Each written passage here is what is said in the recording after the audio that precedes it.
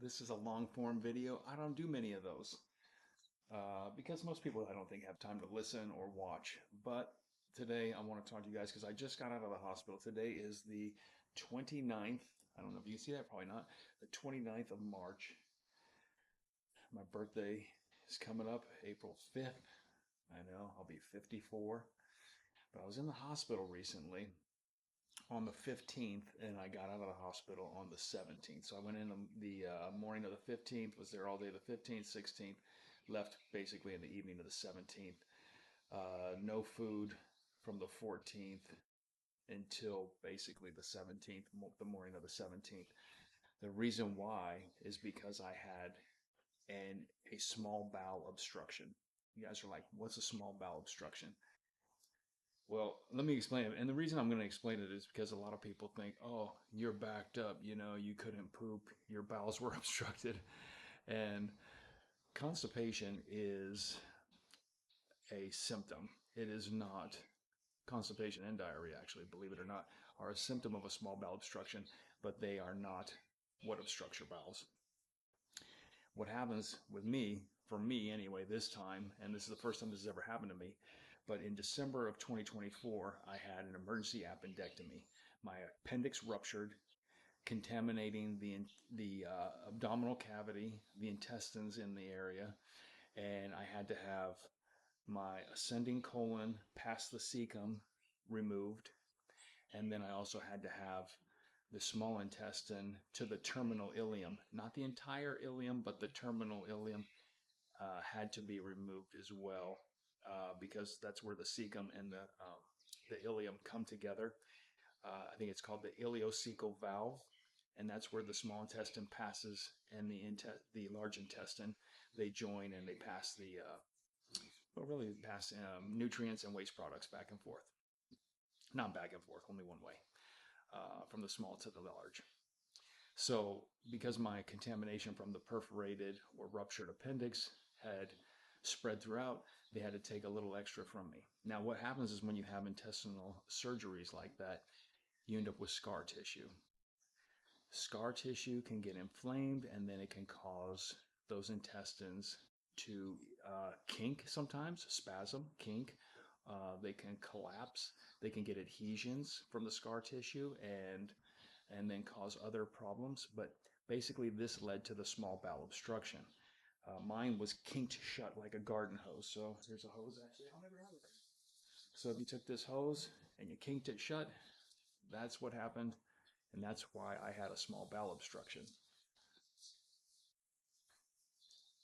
My wife's watering, so she's probably mad I just did that. But anyway, so mine kinked shut and nothing was passing that I would eat.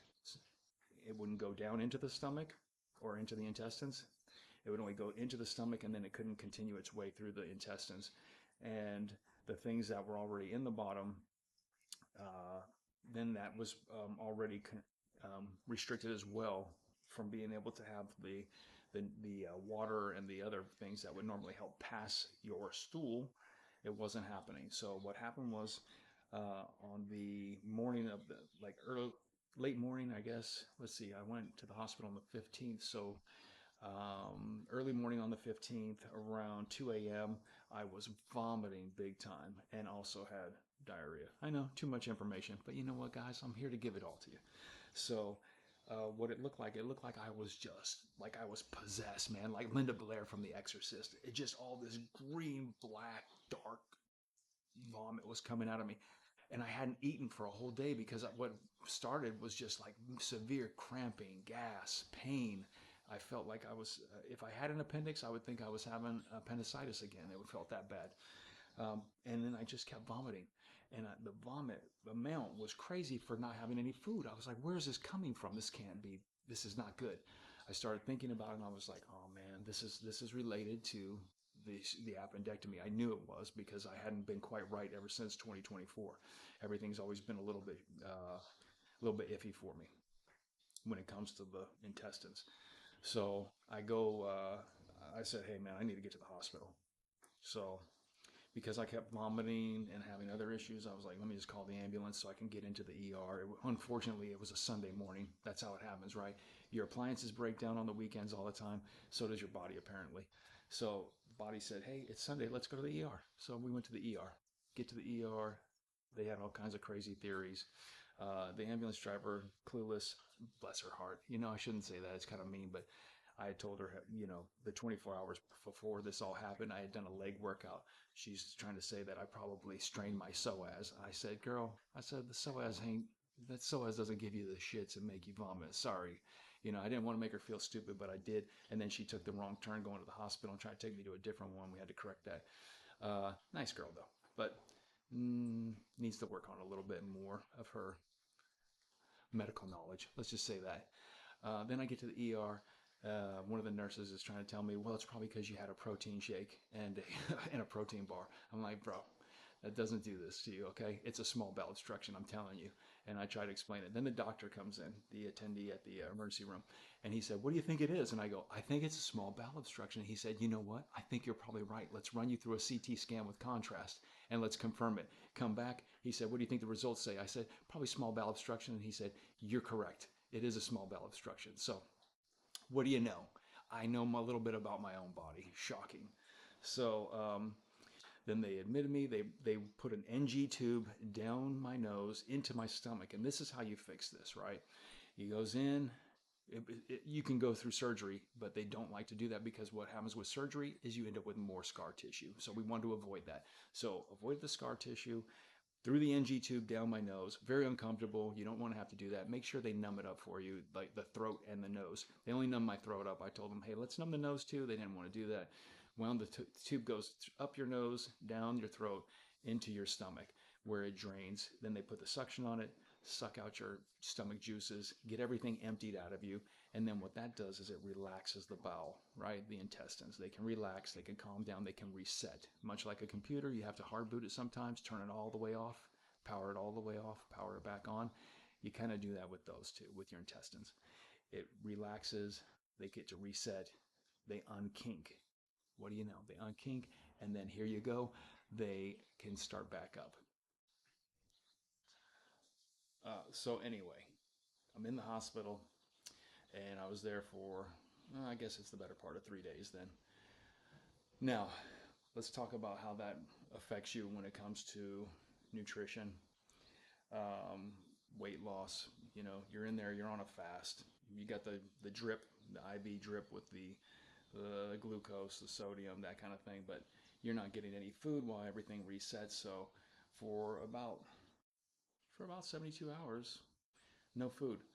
I was already on a cut because I'm going to be, like I said, I'm going to turn 54. I wanted to come in leaner at 54 than I was at 53. That's my goal, and I'm going to hit it anyway, even with this little bump in the road. But um, I left the hospital, and the day after I left, I weighed myself here and was 183 pounds. I went in at what was I, about 189. So a 5 pound drop in a few days due to a lot of loss of fluids. And just laying there, right? And the problem is that I muscle waste pretty fast, and they don't supplement you with essential amino acids, obviously.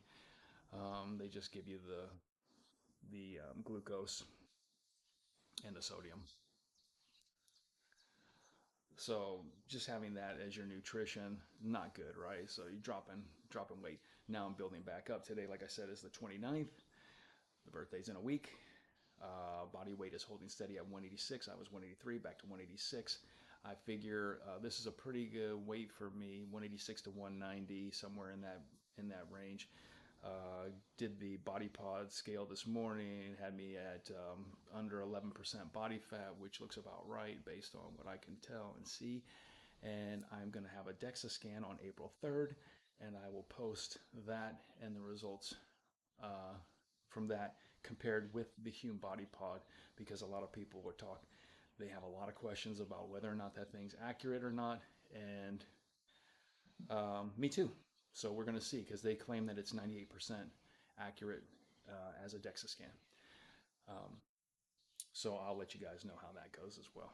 But anyway, that's some information about small bowel obstructions, weight loss. But not having to have surgery was good because I could come right back out. And although I was a little bit weaker and fatigued from being in the hospital for 3 days and not having the proper nutrition, the good thing is that I could jump right back into my normal activities for the most part. I took it easy, listen to my body, don't jump right into it and go crazy, but listen to my body and everything's coming back along nicely. So don't let these things stop you completely, but be aware of them.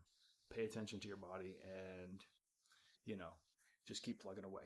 That's what we do, right? We find workarounds. That's how we do it. And the main goal is to just keep on going and don't give up on yourself and don't stop doing what you need to do. All right. So that's a long form video on small bowel obstruction and my experience. And, hopefully if you guys had any experiences like that, you can comment and let me know and we can have a little discussion.